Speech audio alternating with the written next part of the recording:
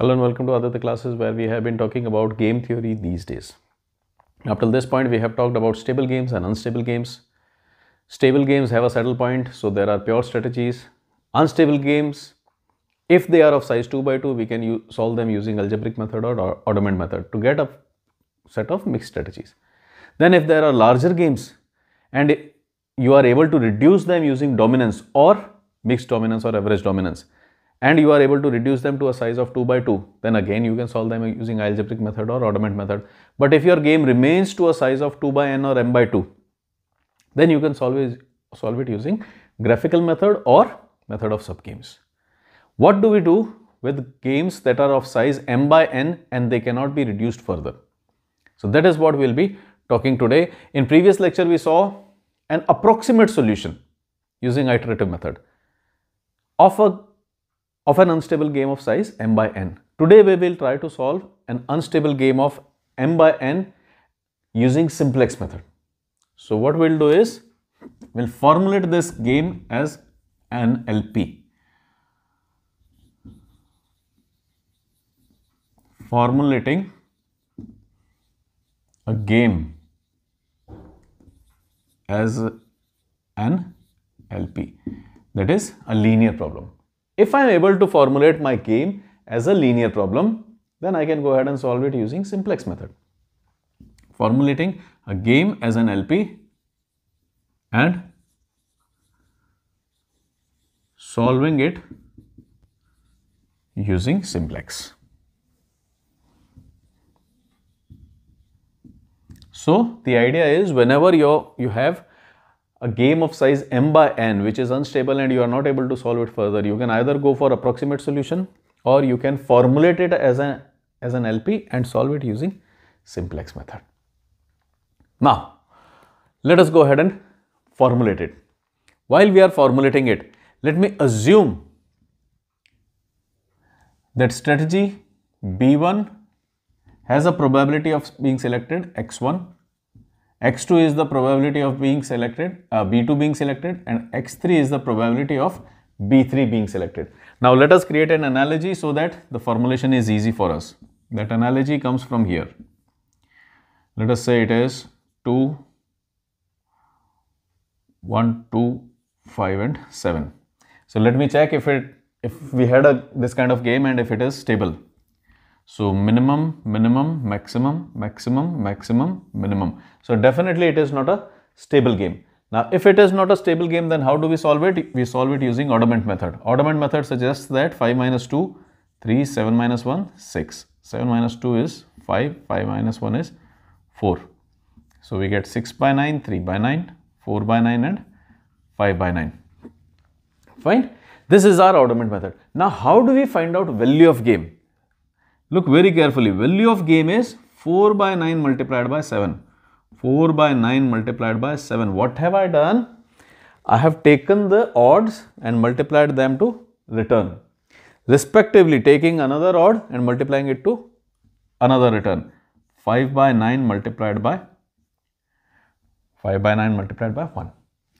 Or, as you might have seen in previous lectures, you can also go for this. 4 by 9 multiplied by 2.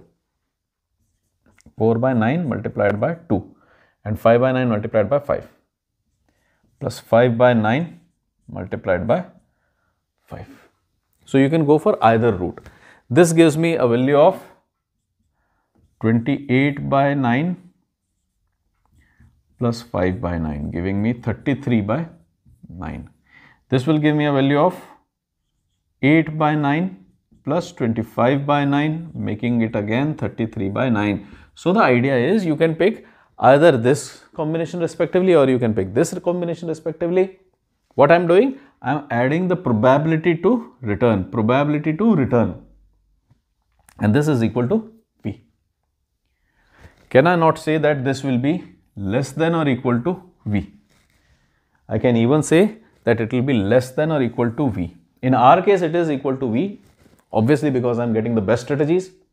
But if you are not getting best strategies, then it will be less than V.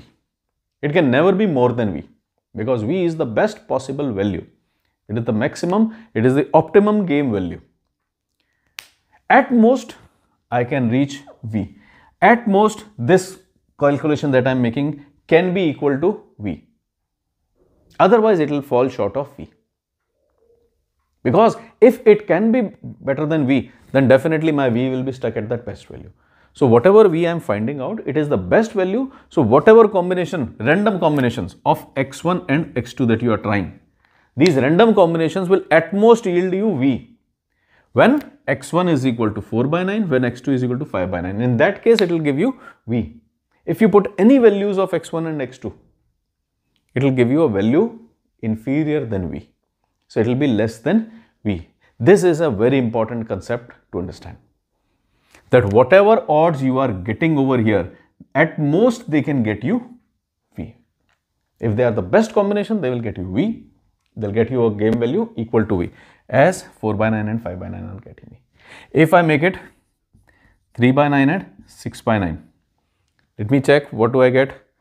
7 multiplied by 3 would be 21, 6 multiplied by 1 would be 6, 21 plus 6 is 27, 27 by 9, which is inferior to this. So you can pick up any combination. It will either be best at best equal to V or less than V. This is an important concept you need to understand while formulating simplex. So I hope this concept is clear. Now, based on this concept, let us start with our formulation of an LP. We'll try to formulate this given game as an LP. If x1 is the probability, then 4 multiplied by x1. 4 multiplied by x1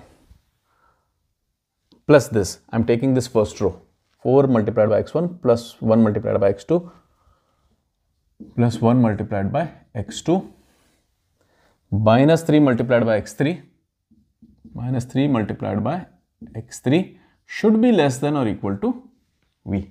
This is what we saw over here. This is going to give you your game value. At best, it can give you your game value, otherwise it will fall short. If your x1, x2, x3 probabilities are not best, then they'll fall short. Now let me make this correction so that we are not confused with this further. This will be minus 3 x3 and this will be plus x2. So this is my first constraint. Second constraint can come from here, 3x1 plus x2 plus 6x3. 3x1 plus 6x2 plus 3x1 plus x2 plus 6x3. 6x3 less than or equal to V. 3x1 plus x2 plus 6x3 less than equal to V. And last constraint would be minus 3x1 plus 4x2 minus 2x3 minus 2x3 less than or equal to V.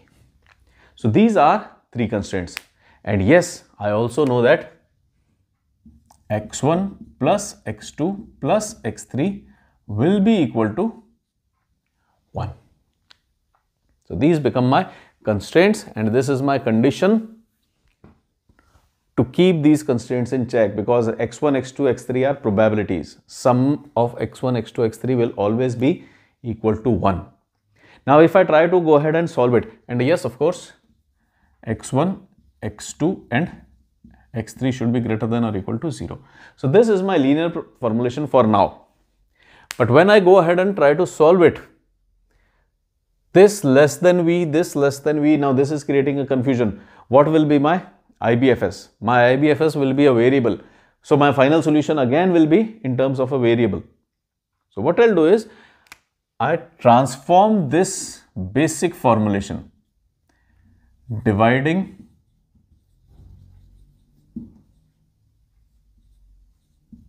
both sides by V. If I divide both sides by V, this becomes 4x1 by V plus x2 by V plus minus 3 x3 by V less than equal to V by V. This becomes 3x1 plus x2 plus 6x3 by V. Is it 4, 1 and minus 3? 3, 1 and 6. And last one is minus 3 x1 plus 4 x2 minus 2 x3 less than equal to v by v less than equal to v by v.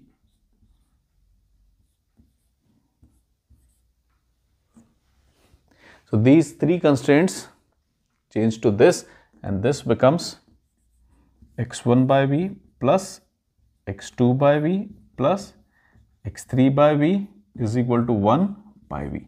I have divided both sides in all four of these by v, thereby transforming them. Let us say that x1 by v, let x1 by v is equal to capital X1, x2 by v is equal to capital X2, x3 by v is equal to capital X3. If I make these substitutions, this formulation will become a bit more intelligible, manageable, easy to understand. So I'll put this formulation over here because this will be our final formulation. So what I'll do,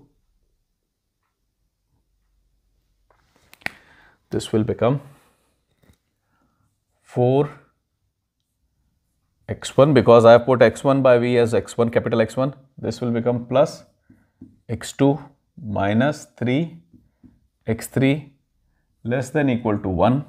This becomes 3x1 plus x2 plus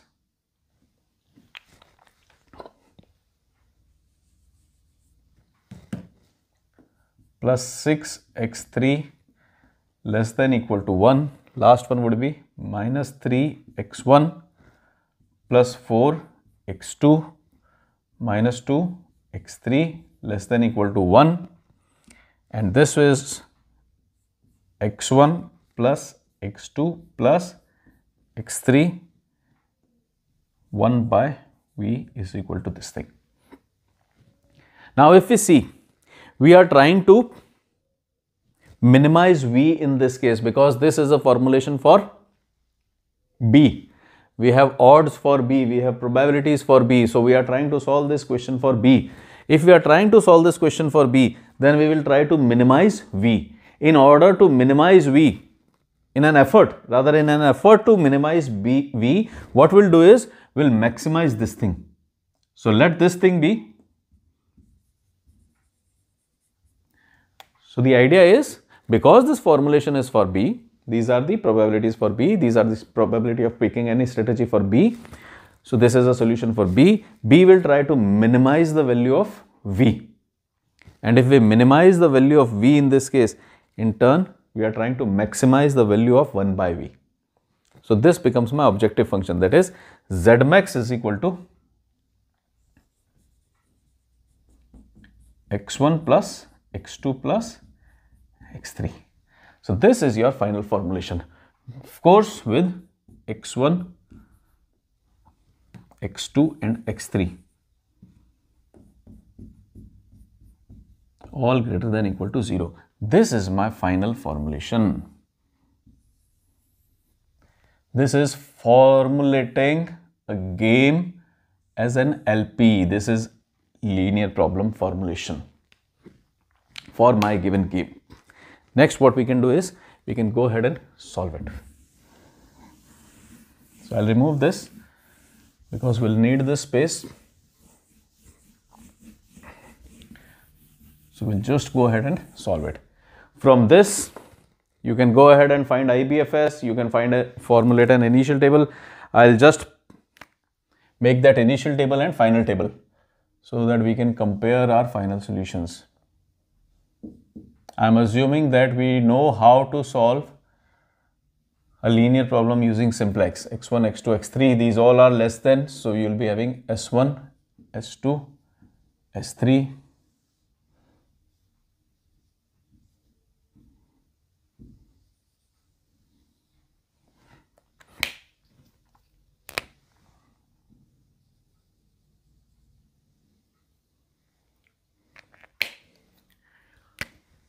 this is our initial simplex table. I'm not finding out IBFS. I'm assuming that you know How to solve it? Using simplex. From objective function, we have contribution as 1, 1, 1. Then these will be zeros. Your IBFS will be S1, S2, S3, giving you values of 1, 1 and 1 from these three. Or contributions would be Cj, Zj, contributions are 0, 0 and 0. My constraints are 4, 1 and minus 3, 4, 1 and minus 3. Then we have a 3, 1 and 6, minus 3, 4 and minus 2. Then there is identity matrix of 1, 0, 0, 0, 1, 0, 0, 0 and 1. This is my initial simplex table.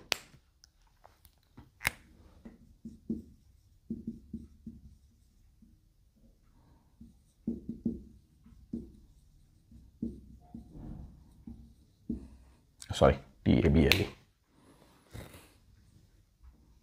This is my initial simplex table. Fine. Now, if you go ahead and solve it, you'll see that when this solution stops for simplex, we get this as our final table. So, I'll make that final table over here and then we'll continue discussing on how the solution is found out. So, this is our final simplex table where we can stop. We have all Cj minus Zj's as negative. We have a final solution of x1 being 27 by 161, x3 being 3 by 161 and x2 being 62 by 161. Now we can proceed and find out strategies for B as B1, B2, B3 or x1, x2, x3 as probabilities and also find out value of game. So let me start from here so that I have value of game. 1 by V is equal to x1 plus x2 plus x3.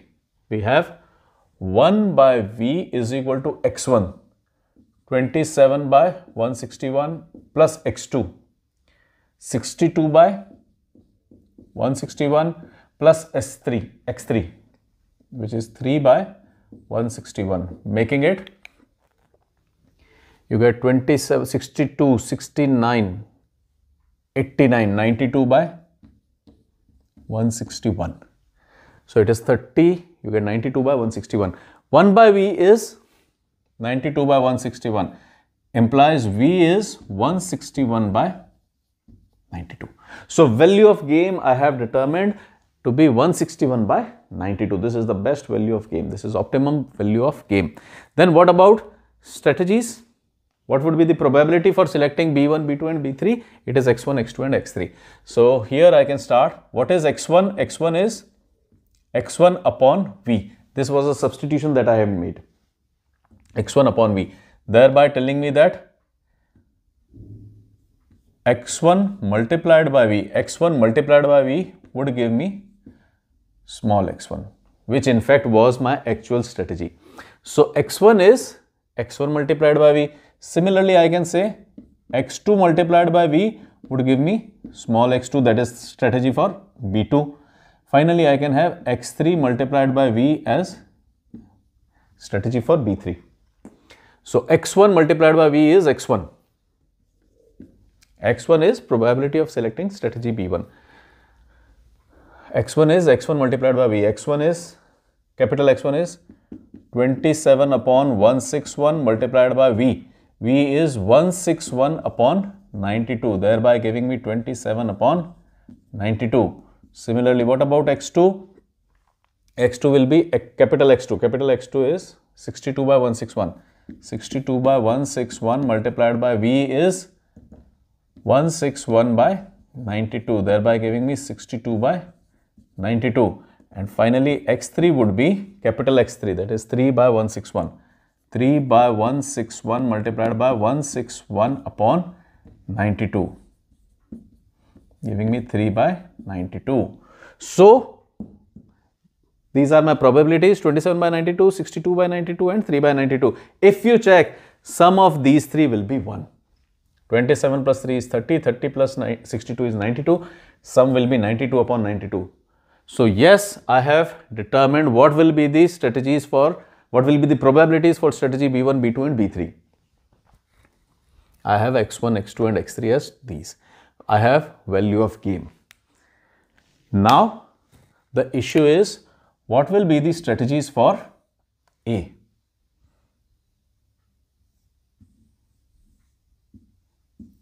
These are strategies for B. How do I find out strategies for A? This is x1, this is x2, this is x3. Now, what we'll do is, we'll make use of this very same solution. But if you remember, we studied dual when we studied linear problem. When we were studying LPP in other lectures, we studied about dual. What is dual? Dual is shift in perspective. From a resource consumer, where you are trying to minimize your cost, if I shift the perspective, if I become resource supplier, I am A, B is my supplier. As A, I would try to minimize the cost of acquiring those resources. But from B's perspective, I will try to maximize these costs so that B can make most of the profit. So what is dual? Dual is a shift in perspective. From my perspective, I am shifting to my supplier's perspective. Here also, we'll make use of dual. And if you remember, in dual formulation, the solution lies under your slack variables. So whatever we have solved for B as loss, where we were trying to minimize V and ultimately maximizing this fraction 1 by V, but we were trying to minimize V, it becomes, in dual, it becomes maximization of V, thereby minimization of Z, that is Z min. If we are formulating a dual, then these will be the values. So in a sense, I can say that this was a dual formulation of solution for A. A's solution would have been 4y1, 4 capital Y1, 3 capital Y1 minus 3 capital Y3. Similarly, greater than equal to 1. Then here it would have been Y1 plus Y2 plus Y3 greater than equal to 1. So exactly opposite formulation would have been for A. Here what I can do is, I can make use of that property of dual, that if it were a dual formulation for A, this was actually a formulation for B, but it is also a dual formulation for A, because A's perspective is exactly opposite to this perspective. If it is a dual formulation for A, then this is the solution for A. Remember, if this is a dual formulation for A, actual formulation for B will obviously be dual formulation for A, because they have conflicting objectives. So if this is dual formulation for A, then here we will find solutions for A. So my solutions for A will be, as we had x1 is equal to x1 by V. So I'll be having y1 is equal to small y1 upon V, implying y1 is equal to y1 dot V. Similarly, you will be having y2 is equal to capital Y2 dot V. Similarly, we will be having y3 is equal to capital Y3 dot V. Where are these y1, y2, y3? They are in inverted form over here. What do we mean by inverted form? That when this is minus 23 by 161, it is actually 23 by 161. This is 46 by 161 and this is 23 by 161. Under slack 1, you will get y1. Under slack 2, you will get y2. This will be y2. Under slack 3, you will get y3, capital Y3s. So now can I have my small y1, y2, y3? Here, small y1 would be capital Y1. Capital Y1 is in inverted form here, 23 by 161. Not minus 23 by 161, rather plus 23 by 161. V is here. We have 161 by 92, giving me 23 by 92. Then if I try to find out y2, y2 would be capital Y2. This is under slack 2, I will get y2. And of course, not minus 46, rather plus 46. It is opposite of this sign. Whatever you have in Cj minus Zj, it is opposite of that sign. So I have minus 46 by 161. This will be 46 by 161. V being 161 by 92. Therefore, value is 46 by 92. And y3 would be under S3. 23 by 161 multiplied by V is 161 by 92, giving me 23 by 92. So what I've done is, I had an unstable game. I prepared a linear formulation for that. Taking B's perspective, you could have gone with A's perspective. I prepared a formulation for B's perspective because it is always easier one. Because B will try to minimize V, hence maximize Z, and all these inequalities will be less than. So we are into a canonical form. There are no artificial variables, there are no surplus variables, thereby not getting me into two-phase method or big M method. This is a very simple solution. We have a linear problem. This is initial simplex table. After iterations, I have my final simplex table. From this final simplex table, I get x1, x2, x3, but these x1, x2, x3 were actually substitutions. These x1, x2, x3s were substitutions. Capital X1 was x1 by V, capital X2 was x2 by V, and capital X3 was x3 by V.